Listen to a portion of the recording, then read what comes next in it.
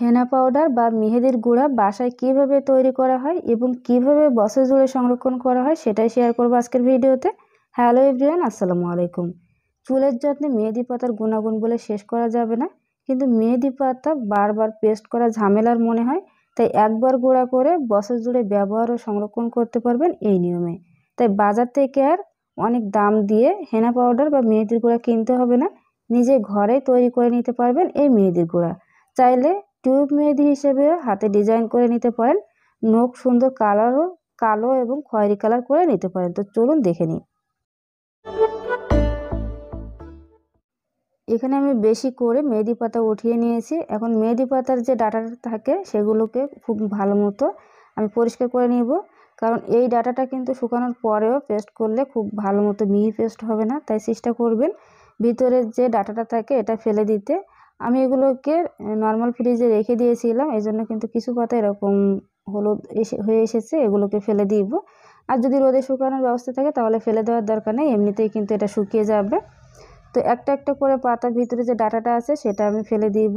চাইলে কিন্তু আপনারা এই ডাঁটাটা না ফেলে শুকিয়ে তারপর ডাঁটাটা পরিষ্কার করে নিতে পারেন। তো আমি বেশ কিছুটা পরিমাণ পাতা 2 দিন ফ্যানের নিচে রেখে দিয়েছিলাম। তারপরে অবস্থায় ফ্যানের নিচে দিয়ে যদি আপনারা শুকিয়ে নেন সেক্ষেত্রে কালারটা অনেক সুন্দর থাকে, বা রোদে দিয়ে শুকালে কিন্তু কালারটা সবুজ থাকে না।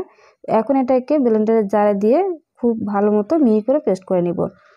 অবশ্যই দেখবেন যে এটা হাত দিয়ে এভাবে চাপ দিলে মচমচে ভেঙে যাচ্ছে কিনা, তাহলে কিন্তু সুন্দর মতো গুঁড়ো হবে। আর যদি দেখেন কাঁচা অবস্থায় আছে তাহলে কিন্তু এটা মিহি পেস্ট হবে না। তো এই যে নর্মালভাবে আমি ফ্যানের বাতাসে দিয়ে কিন্তু এই মেহেদি গুঁড়াটা করে নিয়েছি।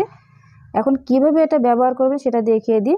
এটা কিন্তু টিউব মেহেদি হিসেবে বা নখেও দিতে পারবেন। আমি এখানে চায়ের লিকার ভালো মতো জাল করে সেখান থেকে পানিটা নিয়েছি। এখন এটাকে খুব ভালো মতো মিহি করে পেস্ট করে নিয়েছি। এটা নখেও দেওয়া যাবে, চাইলে কিন্তু এভাবে বাসায় টিউব মেহেদি হিসেবে ব্যবহার করতে পারবেন। এই যে দেখুন খুব সুন্দর কিন্তু কালার হবে। এটা যেহেতু আমি রোদে দেইনি, এইটার গুণগত মান কিন্তু একদমই ঠিক আছে। আর নখে দেওয়ার পরে দেখুন মাশাআল্লাহ করে কতটা সুন্দর কালার হয়ে এসেছে।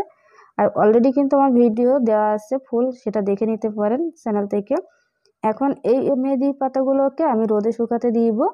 আমি কিন্তু ভিতরে যে ডাঁটাটা থাকে সেটা ফেলে দিয়েছি। এটাকে আমি সারা দিন রোদে রেখে দিয়েছিলাম এবং রোদটা থেকে উঠিয়ে তারপর মচমচে অবস্থায়, মানে যখন হাত দিয়ে এভাবে একটু চাপ দিবেন দেখবেন যে এটা গুঁড়া হয়ে যাবে।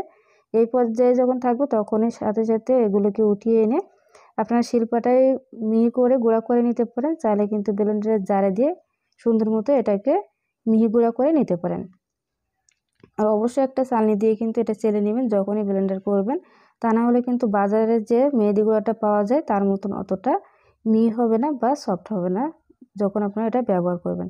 তো ব্লেন্ডারের জারে দিয়ে দিব, দিয়ে এটাকে খুব ভালো মতো মিহি করে পেস্ট করে নিব।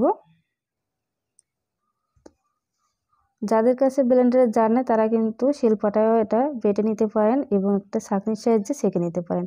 তো স্ট্রেনারে দিয়ে খুব ভালো মতো এটাকে চেলে নিব, তাহলে ভিতরের যে দানাদার ভাবটা আছে সেটা ফেলে দেওয়া যাবে। আর যখনই আপনারা মাথায় দিবেন বা হাতে দিবেন তখন কিন্তু মিশানোর সময় খুব ভালো মতো মিশবে যদি এর দানাটা না থাকে।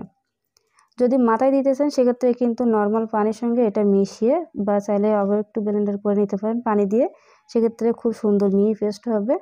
আর চাইলে কিন্তু শুধুমাত্র পানি দিয়ে এটা গলিয়ে তারপর মাথায় দিতে পারেন। এই যে আমি এভাবে করে সবগুলো গুঁড়া করে নিয়েছি। আর বছর জুড়ে সংরক্ষণ করতে চাইলে অবশ্যই একটা কাঁচের বয়াম নেবেন, সেক্ষেত্রে এগুলো একদমই ভালো থাকবে, কোনো রকম ফাঙ্গাস পড়বে না। তো আমি একটা কাঁচের জারের ভিতরে মেহেদি গুঁড়াগুলো রেখে দিব।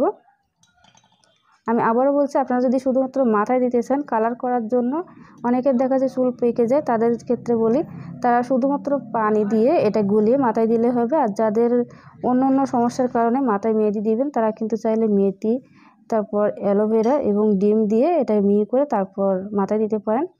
আমি একটু সামান্য পানি দিয়ে হাতে একটু দেখুন এভাবে করে মাখিয়ে নিয়েছি, সাথে সাথে অনেকটাই সুন্দর কিন্তু কালার চলে এসেছে।